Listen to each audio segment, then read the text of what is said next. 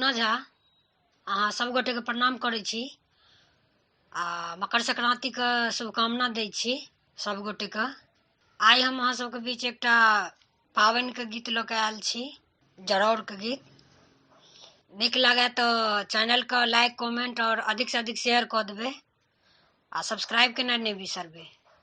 तो सुनल जाय ई पावनि के गीत। धन्यवाद। जय मिथिला, जय मैथिली। पावनि पर बैसल छी, टुकुर टुकुर ताकै छी सासुर के बाट। गे माय केहन छै हमरो कपार। पावनि पर बैसल छी, टुकुर टुकुर ताकै छी सासुर के बाट।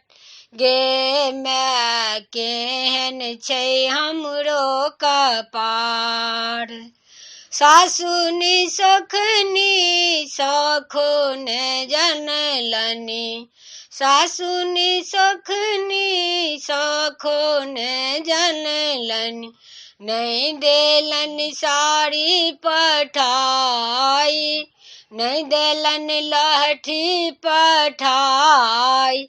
गे माय केहन छै हमरो कपार। पावनि पर बैसल छी, टुकुर टुकुर ताकै छी सासुर के बाट। गे माय केहन छै हमरो कपार। गोतनोनी सखनी सखो ने जनलनी, गोतनोनी सखनी सखो ने जनलनी। नहीं देलन गौरी पठाई, नहीं देलन गौरी बनाई। गे माय केहन छै हमरो कपार। पावनि पर बैसल छी, टुकुर टुकुर ताकै छी सासुर के बाट।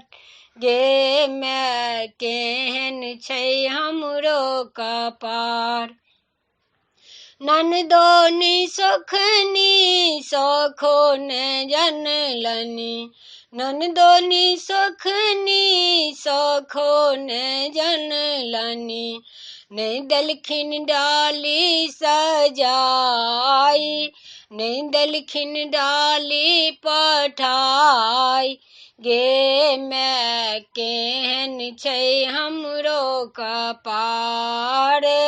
पावनि पर बैसल छी, टुकुर टुकुर ताकै छी सासुर के बाट। गे माय केहन छै हमरो कपार। बालुमनी सखबा सखो ने जनलनी, बालुमनी सखबा सखो ने जनलनी। नहीं देलखिन सिंदूर पठाई, नहीं देलखिन सिंदूर पठाई। गे माय केहन छै हमरो कपार। पावनि पर बैसल छी, टुकुर टुकुर